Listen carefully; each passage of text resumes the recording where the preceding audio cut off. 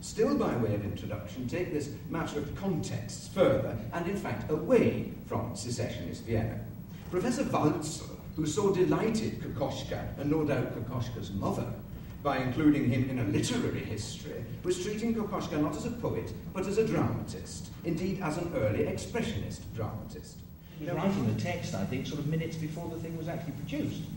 Now, I need only remind you very briefly of the secessionist context. They did not have a theoretical program, but they did cultivate in a wide variety of ways a symbiosis of the arts. We could think, for example, of the secessionist journal Ver Sacrum, in which literature and musical notation and graphic arts were combined. And one thing that this exhibition does do for me is to demonstrate how much all of a part his art is, and looked at, by comparison with the later work, the early work, those portraits, the Viennese portraits and so on, which are often described as being so radical. And it's in those early plays, between 1908 and 1918, that we can watch Kokoschka gradually making of the theatre a rarefied vehicle for allegory and mythology, before abandoning it altogether for over 50 years. And in the first two plays in that decade, Sphinx and Strawman, and Murderer, Hope of Women, we can watch Kokoschka not gradually doing anything, but suddenly and explosively discovering and exploiting the stage. Who are you? What is your name? The female soul. Anna, sweet Anna. I had a wife. I treated her like a goddess, and she left my bed. She said to our sad little chambermaid, "Help me on with my traveling cloak." And she disappeared with a healthy muscle man. I had created a human soul, but the ground vanished from beneath its feet. Now my creation floats in the air like a pig's bladder. Horror vacui! What kind of god steals words out of my own mouth in order to make me believe that they are his words of wisdom? Just like a sponge drinks up vinegar only to give it all back without swallowing a drop.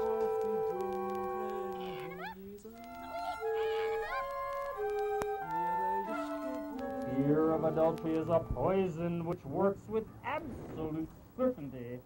And how can I serve you? A nightmare entered my skull. It strangled my consciousness. Vitality, essentiality, reality, health. Oh. They say that men suffer so from the mysteries of their delicate and cultivated eroticism. She is a woman who lost her virginity for a soul, and now she wanders from one man into another. She spins and wraps herself into a cocoon. She devours men's brains, and she only leaves their empty skulls as a magnificent butterfly in order to lay her egg. Anima, anima, the nucleus from one, protoplasm from the other, and we all recognize ourselves in the end result. Resurrection from life! I want to die!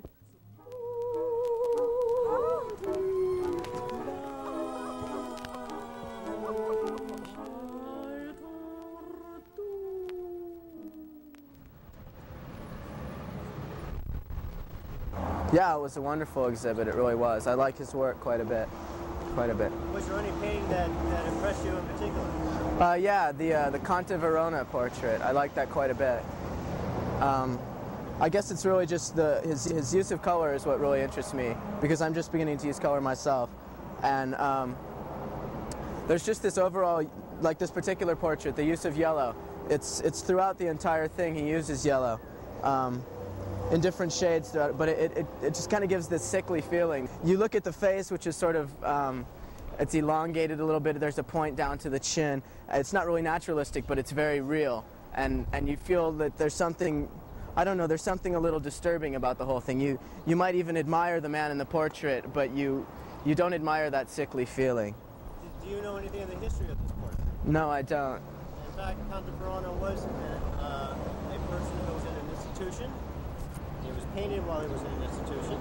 This particular painting's from... This particular, and he was dying of tuberculosis, and also, I think he died shortly after that painting.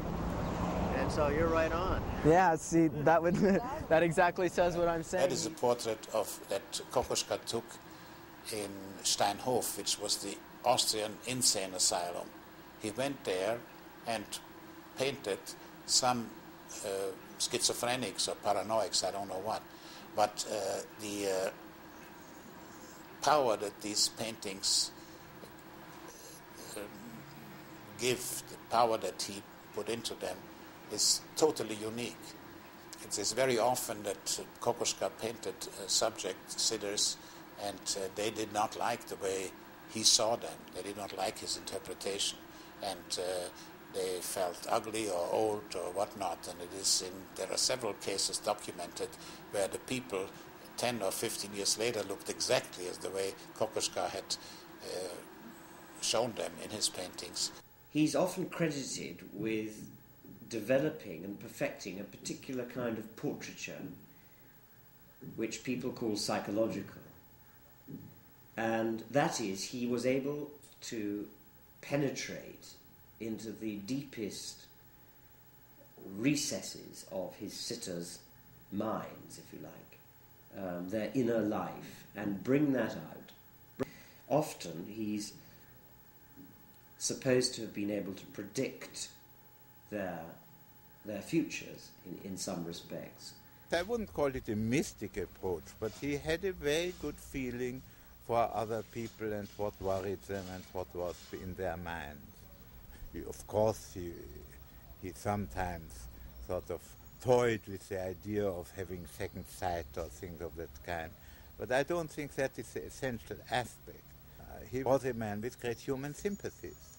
Well, there's the often quoted portrait of Professor Forel. Many people think anticipated the stroke which Professor Forel suffered after the portrait was painted. He liked to think that he had some kind of clairvoyant power, the gift of second sight. This is the portrait that we want to show of your grandfather. And as you've explained to me, there are two sides to this face, and you find that they are quite different. So I'm going to go like this. So, and now you can sort of speak to the right-hand side. Yes, well, I was embarking on this film. I was in London, and I had jet lag one night, and I hadn't known my grandfather, died before I was born. And but what is it about this side? Well, so I was looking at it, and I noticed how I was asking subconsciously, Kokoschka, what could you tell me of my grandfather that I don't know? Yeah. And sure enough, I had this insight. I put the card over half the face, and you see on the left side of the face that you have a very happy man, very content with his lifestyle, with everything he is. He's just very successful. And now the other side. You will notice, well, at least I perceive a very broken man, a man who lost everything in life. I mean, here's a man who quite a massive fortune. Yes, he had a car for every single day of the week. He must have been tremendously successful, and as you say, because of the war, he was unable to maintain that status. Now, of course, he had Jewish heritage. Yeah. Does your family say that the portrait of your grandfather